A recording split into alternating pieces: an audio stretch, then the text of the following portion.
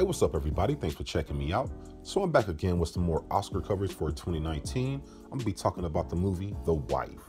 This movie is directed by BJorn Runge, and it stars Glenn Close as Joan Castleman, a former Prodigy writer, but now just a very supportive wife.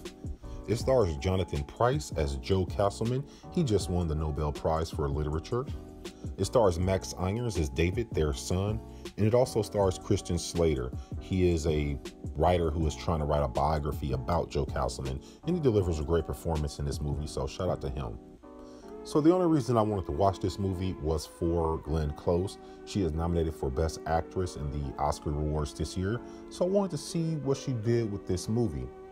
The main story of this movie is we're following along with this married couple as the husband, Joe Castleman, just wins the Nobel Prize for Literature, so they have to take a trip over to Stockholm, Sweden.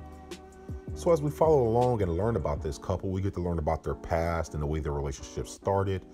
Joan was a promising writer in college, but at that time, women writers were pretty much frowned upon. They weren't read and very hard to even get published. Joe was her professor, so you can see what kind of direction this is heading. They ended up having an affair, and Joe left his wife and newborn kid and pursued a relationship with Joan. Now, at the beginning of their relationship, they really were kind of strung out on their luck for money because Joe was fired from his professor job for having an affair with a student, of course.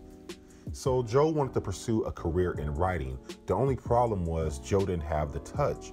His characters were bland and plain, and nobody really wanted to publish anything he wrote. So they devised a plan. Joan, since she had the touch, the magic touch with the pen, if you will, she would write the books, but then since women weren't allowed to be published at that time, Joe would take all the credit. Sometimes Joe would come up with a premise, maybe an idea, but he couldn't really write, so Joan would just fill in all the blanks. So it kind of was a team effort, but 99% of it was Joan writing these books. And she was writing them based on her own life experience, like an experience she had with the affair, the experiences she went through with Joe and his cheating ways. So every time she would go through a traumatic experience, she would write a book about it. But she wouldn't get the credit, her husband would.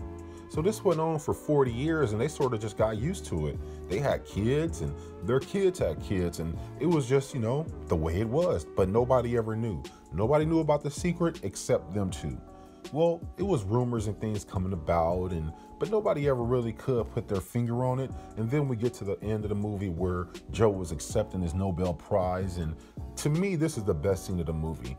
There is a scene at the end where he's doing his acceptance speech for the award, and Glenn Close is sitting there and he's saying all this lovey-dovey stuff about her and how much he appreciates her, but it sounded so fake when you know the backstory and everything leading into it.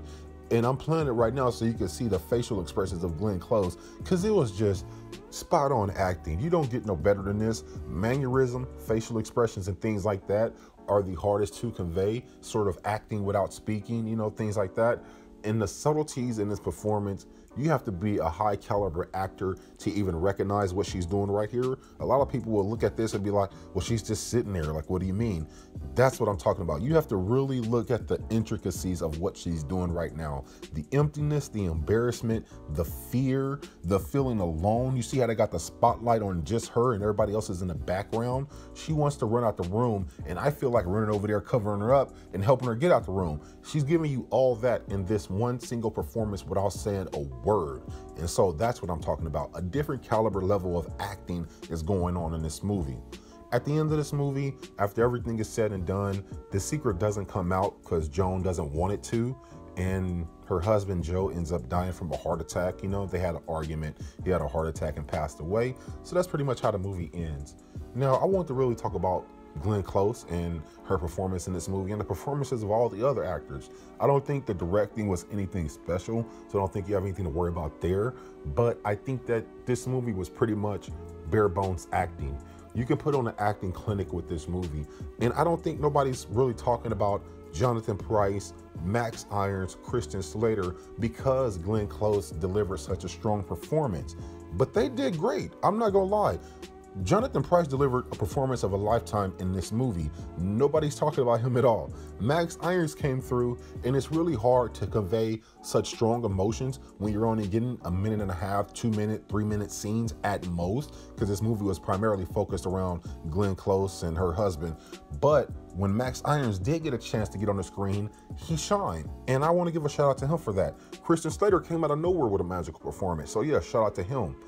But Glenn Close, what she did was a cultivation of a 40-year career to where she strung you along with very minute subtleties throughout this whole movie, to where I found that she was controlling my emotions throughout. And I didn't really realize that until after the movie, when I thought about what I felt about her husband and about the situation that they were in or they put each other through. And I found that I couldn't hate her husband because she didn't hate her husband. I found that I couldn't be mad at him for what was going on because she wasn't mad at him. I found that I was being led throughout this movie emotionally by Glenn Close, and I didn't realize it until after. And that's what I mean. She controlled everything. She controlled the tempo. She controlled the scenes. She controlled your emotions. She controlled everything about this movie. And I really didn't realize that until after I watched it. And I said, wow, I was just guided along this journey from this fabulous actress. I give this movie, all in all, about an 8 out of 10. I think if you're into literature, into writing and publishing and things like that, you'll probably get more out of it than the average person who doesn't know anything about that. But if you're into bare bones acting and you are like, I wonder how to be an actor or how to be an actress, you can watch this movie scene by scene and pause it and rewind it over and over and over. And within this scene, take notes. You will find out how to be an actor or how to be an actress. Just watch Glenn Close or just watch Max Irons, Johnathan Pryce. All three of them delivered great performances. So all in all, like I said, 8 out of 10, but sort of for the nerdy buffs. If you're just like an action or sci-fi person, you probably wouldn't like this movie at all. That's just being real. But anyway, y'all, that's just my thoughts. Let me know your thoughts in the comment section below. If you did watch this movie, let me know what you think of it. Was you feeling it, or did you find it kind of boring? I loved it though. I'm just being honest. Anyway, other than that, don't forget to like, subscribe to the channel. It's much appreciated. And I'll catch your ass out there in this universe. Peace. I have ever had. Joan, you are my muse, my love, my soul. And I share this honor with you.